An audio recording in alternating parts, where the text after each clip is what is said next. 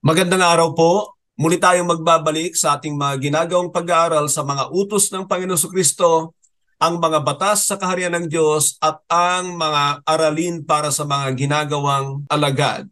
At sa pagkakataong ito ay nais kong basahin sa atin ang Mateo 19:3 hanggang 6. Mateo 19:3 hanggang 6. May ilang pariseong lumapit sa kanya na humanap ng maipaparatang sa kanya. Tanong nila, naayon ba sa kautusan na hiwalayan ng lalaki ang kanyang asawa sa kahit anong dahilan? Sumagot si Jesus, hindi ba ninyo nababasa na sa pasimulay nilalang ng Diyos ang tao na lalaki at babae? At siya rin ang nagsabi dahil dito'y iiwanan ng lalaki ang kanyang ama't ina at magsasama sila ng kanyang asawa at sila'y magiging iisa. Hindi na sila dalawa, kundi iisa. Kaya't ang pinagsama ng Diyos ay huwag paghihiwalayin ng tao. Malinaw dito sa ating binasa na ang ipinag-uutos ng Panginoong Jesucristo na ang pinagsama ng Diyos ang mag-asawa ay hindi dapat paghihiwalayin ng tao. Kaya ang utos na ito ay pamagatan kong huwag paghihiwalayin ang pinagsama ng Diyos. At yan ay tungkol sa mag-asawa. Ang utos na ito ay palalagay natin na ika-35 utos ng Panginoong Jesucristo. Ang Diyos ang nagpasimula sa paggawa ng kasal.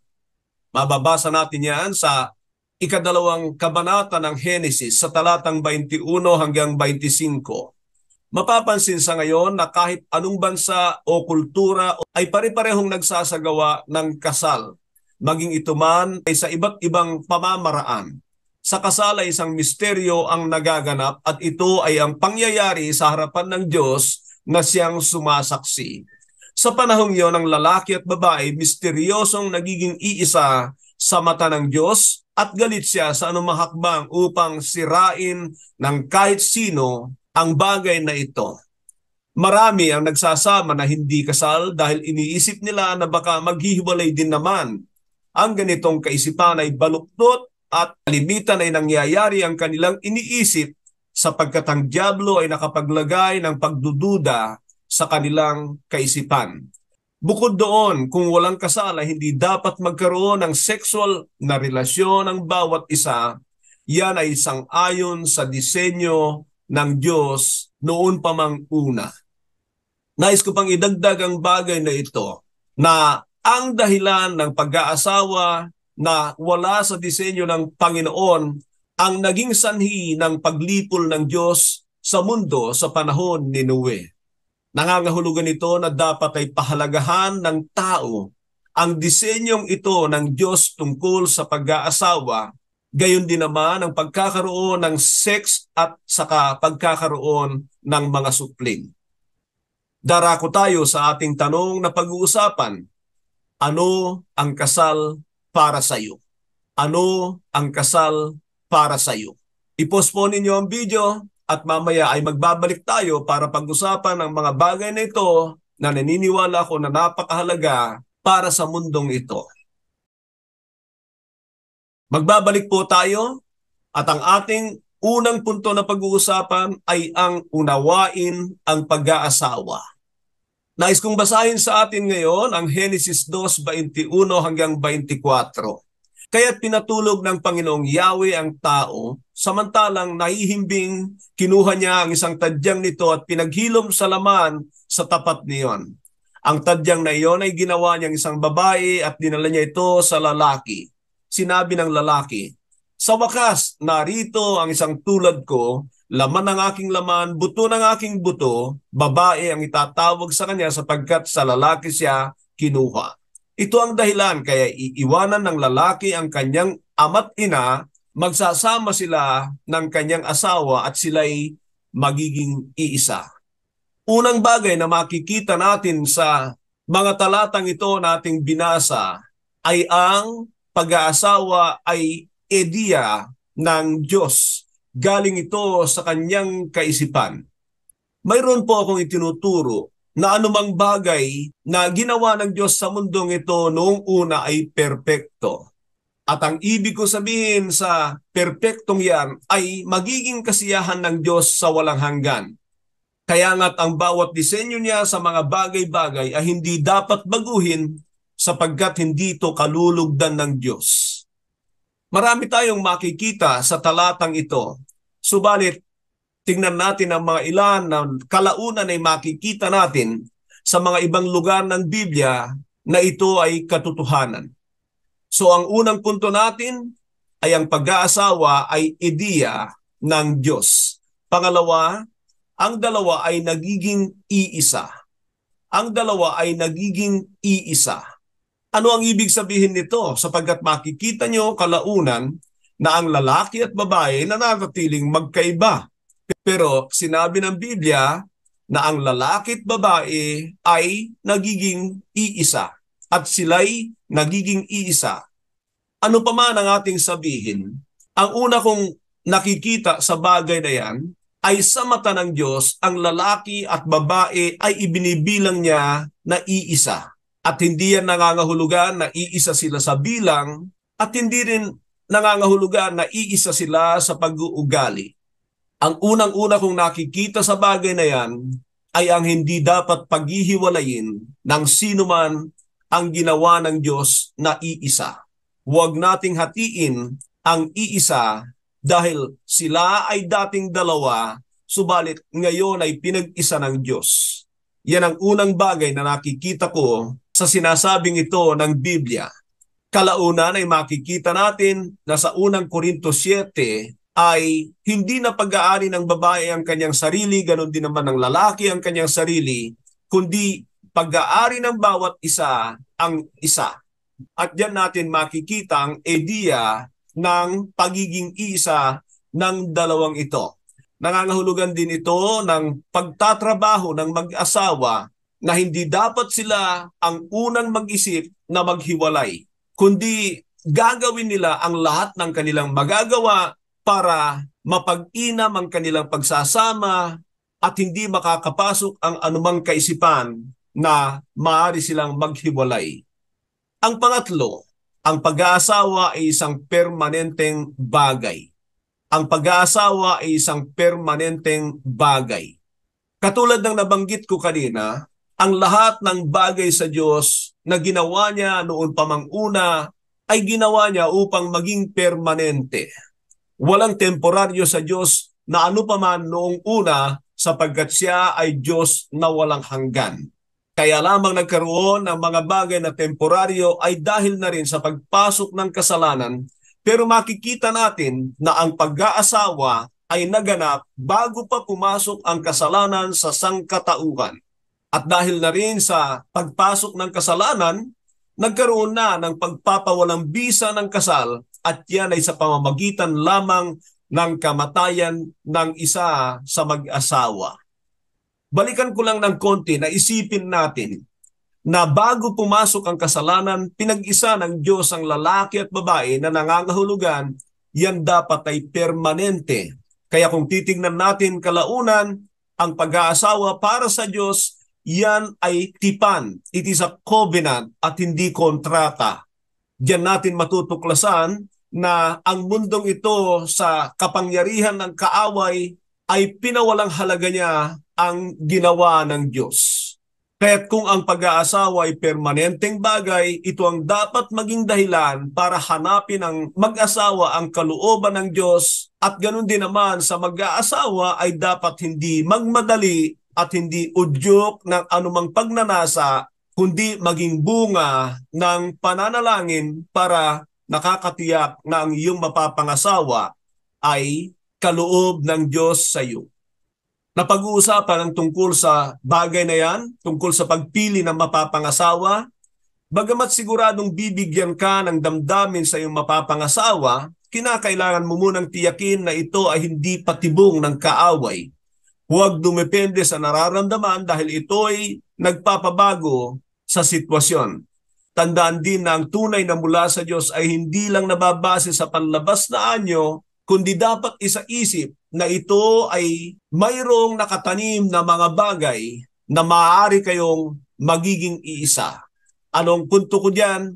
Ang punto ko diyan ay base sa sinabi ng Biblia, huwag makipamatok sa hindi mananampalataya na maaari nating gawin sa pamamagitan ng pagpili ng mapangasawa.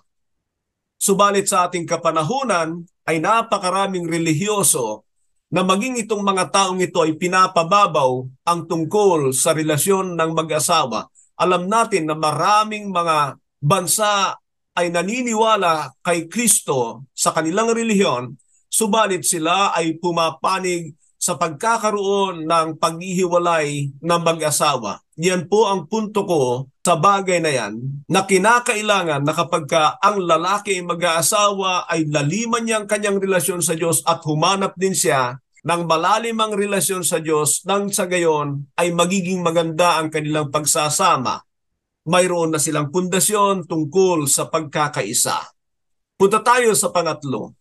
Ang pag-aasawa ay upang magkaroon ng makadiyos na lahi. Ang pag-aasawa ay upang magkaroon ng makadiyos na lahi.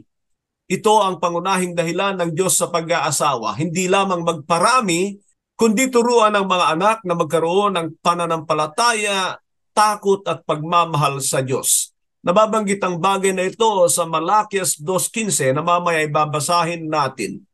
At kanina nga ay nabanggit ko ang tungkol sa puot ng Diyos na ibinuhos niya sa panahon ni Noe, sapagkat ang mga lalaki ay nagkakaroon ng sexual na aktibidad na nagbubunga ng mga taong hindi makadiyos. Dahil ang mga ito ay bunga lamang ng pagnanasa ng laman at hindi bunga ng legal na pag-iibigan. Isang bagay pa tungkol sa pag-aasawa ay ginawang halimbawa ng pag-ibig ng Panginoon sa kanyang iglesia. Ginawang halimbawa ng pag-ibig ng Panginoon sa kanyang iglesia. Efeso 5:22 hanggang 28. Isipin na anumang kabutihan o masama na gagawin mo sa iyong asawa ay sa Panginoon mo ginagawa. Pero kung titingnan natin na yung totoong iglesia ng Panginoon na tinubos niya sa kanyang banal na dugo, unang-una ay sa panig ng Panginoon Kristo na minahal niya ito ng wagas na kaya niyang ibigay ang kanyang sarili.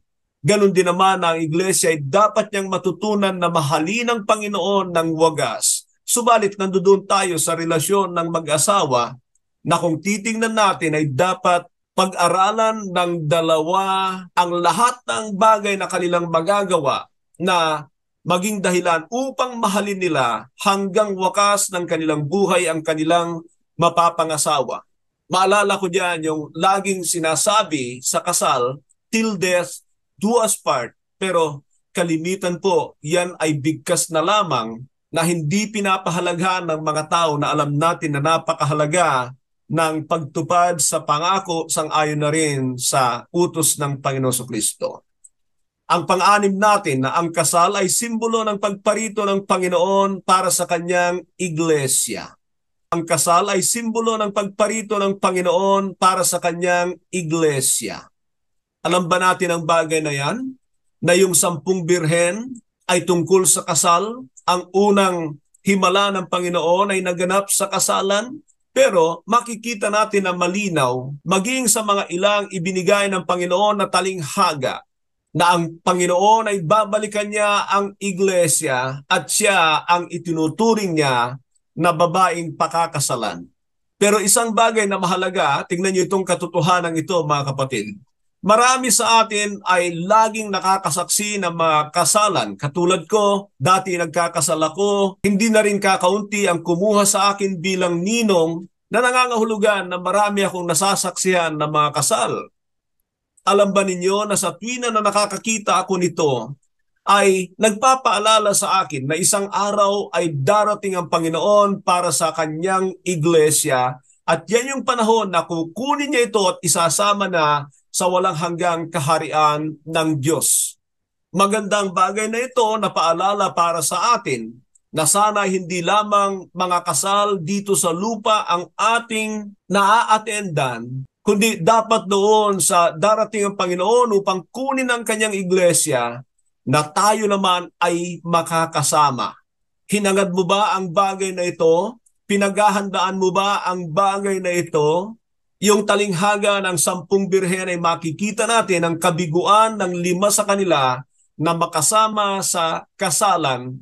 Yan ay dahil hindi nila pinaghandaan at hindi nila inaasahan at kagiliwan ang pagbabalik ng lalaking ikakasal. Walang iba kundi ang Panginoon Kristo. Ang buhay mo ngayon ang magsasabi at hindi yung iyong pagnanais kung karapat-dapat kang isama ng Panginoon doon sa walang hanggang kaharian ng Diyos bilang bahagi ng kanyang babaeng pakakasalan. Nawa po ay marami tayong naunawaan at natutunan tungkol sa pag-aasawa sa mga bagay na ito na ipinagkaloob ko sa inyo. Pupunta tayo sa ating pangalawang punto. Paano mapagtibay ang pag-aasawa? Paano mapagtibay ang pag-aasawa? Ito po ay para sa mag-asawang lalaki at babae. Basahin ko ang Malakias 2, talatang 13 hanggang 16. Kahit ba diligin ninyo ng luha ang altar niya, kahit pa manangis kayo't dumaing, hindi niya kaluluguran ang handog ninyo sa kanya. Itinatanong ninyo kung bakit. Saksi si Yahweh na kayo'y sumisira sa pangako ninyo sa inyong asawang pinakasalan ninyo nang kayo'y kabataan pa. Sumisira kayo ng pangako sa kanya, bagamat nangako kayong maging tapat sa kanya. Hindi ba't pinag-isa kayo ng Diyos sa katawan at espiritu? Ang layunin nito ay upang maging tunay na mga anak ng Diyos ang inyong mga supling. Kaya't huwag ninyong pagtaksila ng babaeng pinakasalan ninyo nang kayo'y kabataan pa. Nasusuklam ako sa pagpapalaya sa pag-iwalay ng mag-asawa. Sinabi ni Yahweh, ang Diyos ng Israel. Napuput ako sa mga taong gumagawa ng kalupitan sa kanyang asawa, kaya nga maging tapat kayo sa inyong asawa. Sa bagay na ito ay marami tayong makikita na katotohanan tungkol sa nasa puso ng Diyos sa pag-aasawa. At ako'y naniniwala na bawat bagay na makikita natin dito ay magpapatibay sa ating relasyon bilang mag-asawa. Nais kong banggitin ang mga bagay na ito. Titingnan po ninyo kung ito'y tumutugma dito sa ating binasa. Number 1, gawing sentro ang Panginoon sa lahat ng bagay. Gawing sentro ang Panginoon sa lahat ng bagay. Ang pag-aasawa ay parang tatsulok. Nangangailangan na ang Diyos ay nandoon sa itaas at ang dalawa ay nandito sa ibaba. Subukan mo na paglayuin ang dalawa at ang dalawang ito ay lumalayo rin sa Diyos. Pero pag pinaglapit mo sila, pare-pareho na lalapit ang Diyos sa kanila at sila man ay maglalapit na mag-asawa. At yan ang punto na nais kong ipakita sa atin dito na dapat ang Diyos ang gawing sentro ng buhay ng mag-asawa. Anumang bagay na sumisira sa relasyon ng mag-asawa ay dahil una sa lahat ay nagkaroon ng problema sa relasyon ng dalawang ito sa Diyos. Maging ang isa o ganun din kasama rin ang isa kung kaya't hindi niya inuunawa ang kanyang partner bagkos ay napapasok na sila ng pagmamataas sa kanilang mga puso. Pangalawa, patatagin ang relasyon sa Diyos ng isa't isa. Patatagin ang relasyon sa Diyos ng isa't isa. Marupok ang pagsasama ng mag-asawang malamig ang mga puso sa Diyos. Marupok ang pagsasama ng mag-asawang malamig ang mga puso sa Diyos. Bukod dito ay madali rin silang mapasukan ng gawa ng laman at ng mga udyok ng masasamang espiritu. Ang ating pang-apat ay gampanan ang kanya-kanyang tungkulin. Gampanan ang kanya-kanyang tungkulin. May mga bagay na para sa babae at meron ding gawain para sa lalaki. Subalit ang pinakamaganda rito ay ang tungkulin ng bawat isa sa isa't isa. Ang payo ng Biblia tungkol sa mag-asawa, una, ang babae dapat magpasakop sa kanyang asawa katulad ng pagpapasakop ng iglesia sa Panginoon. Mayroon po akong aral na nais kong makita natin dito na ang isang iglesia na hindi alam ang batas ng Panginoon ay hindi niya naisasabuhay ito. At yan ay nangangailangan ng kawalan ng pagpapasakop sa Panginoon. Kaya itong ating ginagawa ay napakahalaga. Ano po na makita ninyo na kaya ka lamang nagpapasakop ay dahil marunong kang sumunod sa Panginoong Hesukristo. Pangalawang bagay na makikita natin tungkol dito, ang isang babae na hindi marunong magpasakop sa kanyang asawang lalaki ay nangangahulugan na rin ng hindi pagpapasakop ng babaeng yan sa Panginoong Hesukristo. Gaano man siya karelihiyoso, nais kong makita niyo ang katotohanan ito kung kayo'y mga babae na kung hindi mo magawang magpasakop sa iyong asawa ay hindi ka na rin nagpapasakop sa Panginoong Hesukristo. Huwag po muna kayong magreklamo tungkol sa bagay na yan. Pero puntahan ko po ang obligasyon ng mga lalaki sa kanilang mga asa-asawang babae ay sila naman ang mahalin katulad ng pag-ibig ng Panginoon Hesukristo sa kanyang iglesia na ibinigay niya ang kanyang sarili para rito. Nangangahulugan ang bagay na yan na walang limitasyong pag-ibig sa kanyang asawa. Hindi na ninais na magkaroon ng anumang pasakit sa kanyang asawa dahil ganyan ang Panginoon Hesukristo. Kaya niyang magsakripisyo alang-alang sa pag-ibig niya sa kanyang iglesia. Alam po ninyo, kapag kasinunod natin ang pamantayan na ito ng banal na kasulatan, ay sinisigurado ko na nandiyan ang gabay ng Diyos, ang biyaya ng Diyos at ang habag ng Diyos sa ating relasyon na kahit kailan na hindi mapasok ng gawa ng kaaway.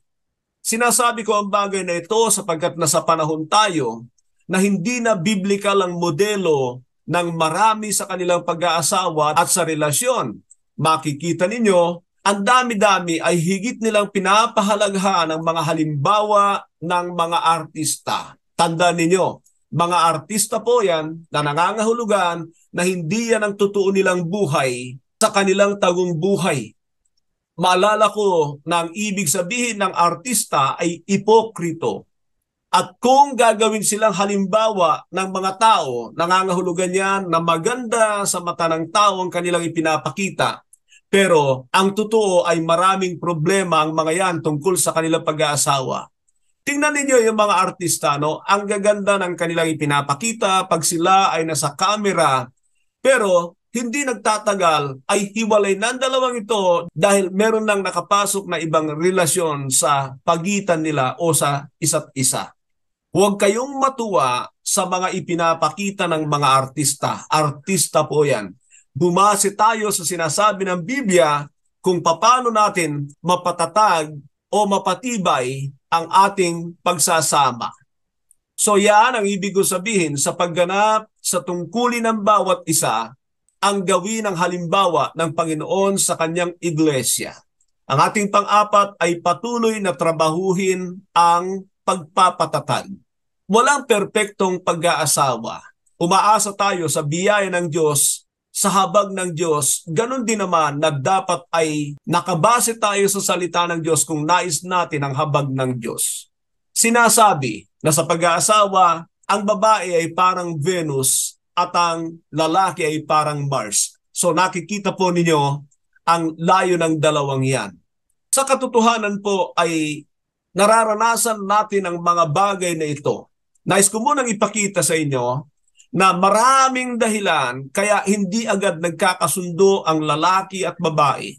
Base na rin yan sa kanilang kapaligiran sa paglaki, nakaepekto ito sa ating pag-aasawa o sa ating pakikitungo sa ating asawa.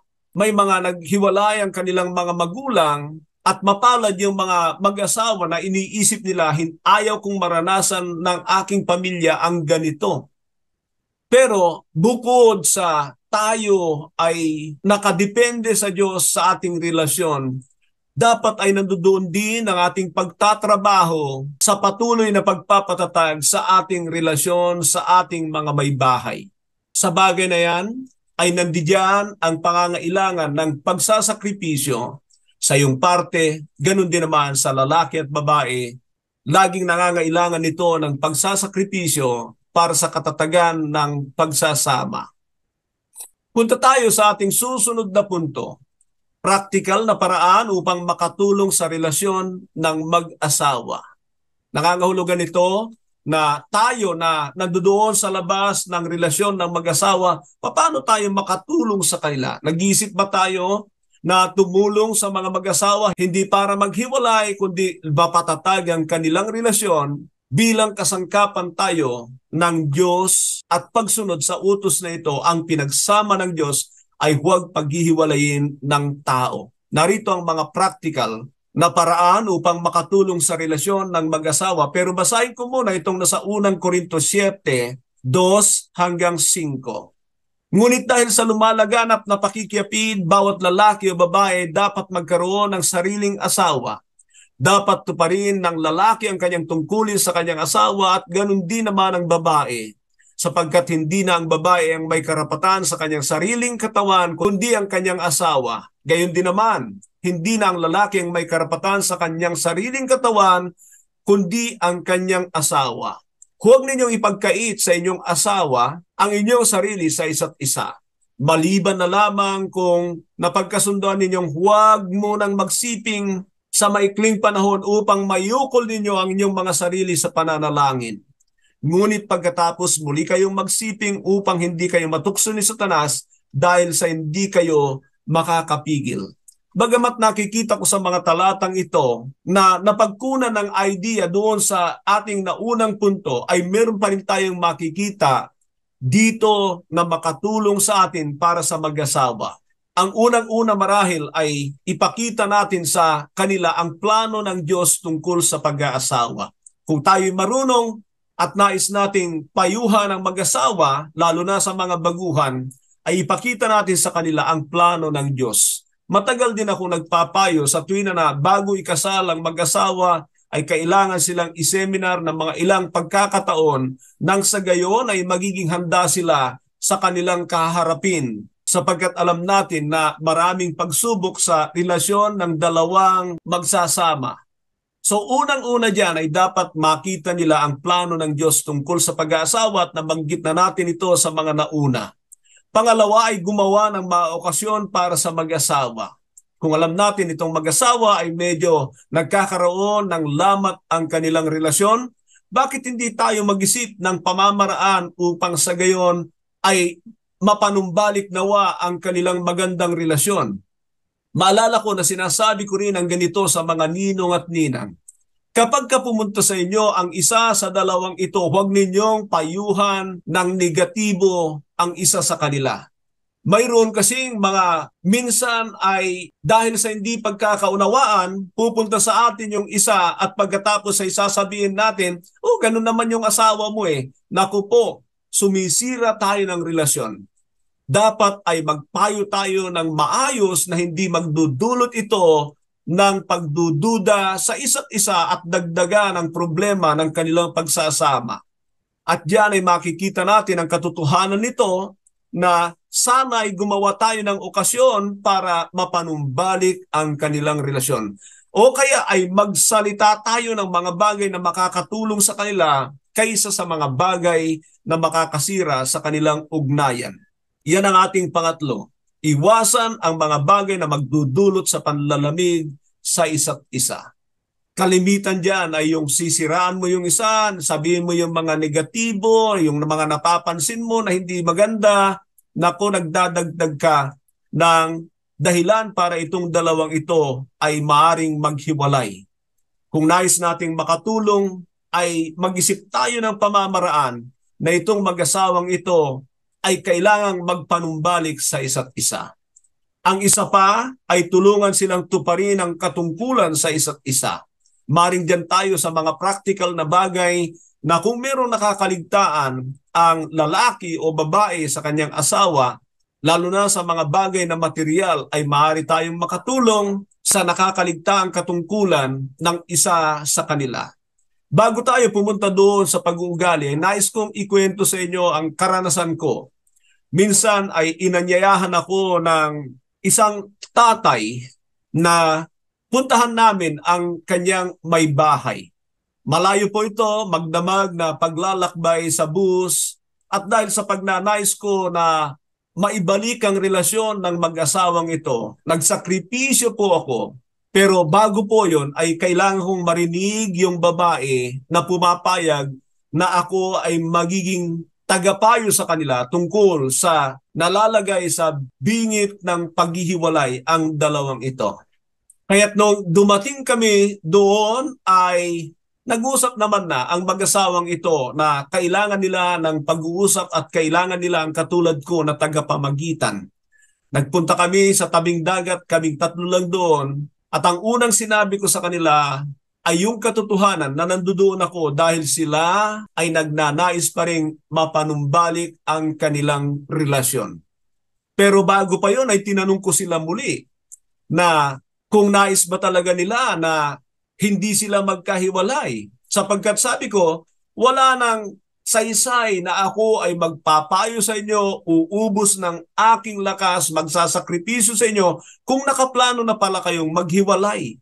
So tinanong ko sila, nais ba ninyo na maging maayos ang inyong relasyon? At sumagot sila pareho na oo.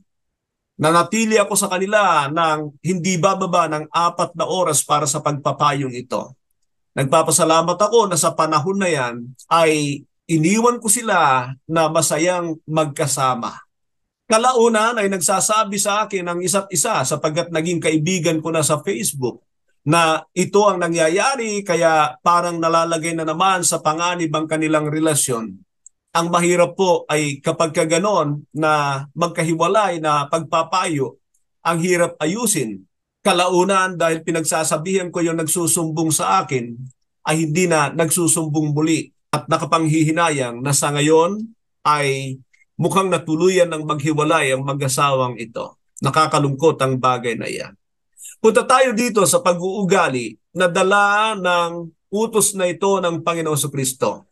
Ang pinagsama ng Diyos ay huwag paghihiwalayin. Marahil ang unang-unang mga tao na pagsabihan nito ay ang dalawa. Hindi sila dapat papayag na sila ay mapaghihiwalay ng anumang galing sa labas ng kanilang pagsasama. They are the ones to have in mind na never nilang i-entertain na pwede silang maghiwalay.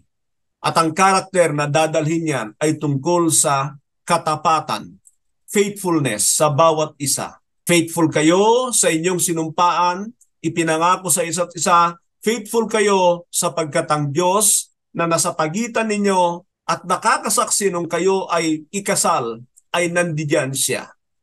Kaya't iyan ay isang malaking katanungan. Tapat ka ba sa ipinangako mo sa babaeng iyong pinakasalan? Sa ating pagwawakas, nais kong itungo natin ang ating mga ulo, ipikit natin ang ating mga mata at pakinggan ninyo ang mga katanungang ito. Tumutulong ka ba sa pagpapatatag sa relasyon ng iyong mga magulang? Tinitingnan mo ba ang pag-aasawa na tungkulin sa Diyos na kailangan mong pangalagaan? Kung wala ka pang asawa, nananalangin ka ba ng mapapangasawa upang magampanan pareho ang layunin ng Diyos sa buhay ninyo? May suliranin ka ba sa iyong asawa? May ugali ka ba na ayaw ng iyong asawa? Nais mo bang mag-asawa? Lahat ng ito ay may katugunan mula sa Diyos. Kailangang dalhin ito sa Kanya. Dito po tayo magtatapos sa araling ito. Ang pinagsama ng Diyos ay hindi dapat paghiwalayin. Ito ang pinapalagay natin na 35 utos ng Panginoon Jesucristo. Sumagana sa atin ang biyaya ng ating dakilang Ama. Magandang araw po muli sa bawat isa.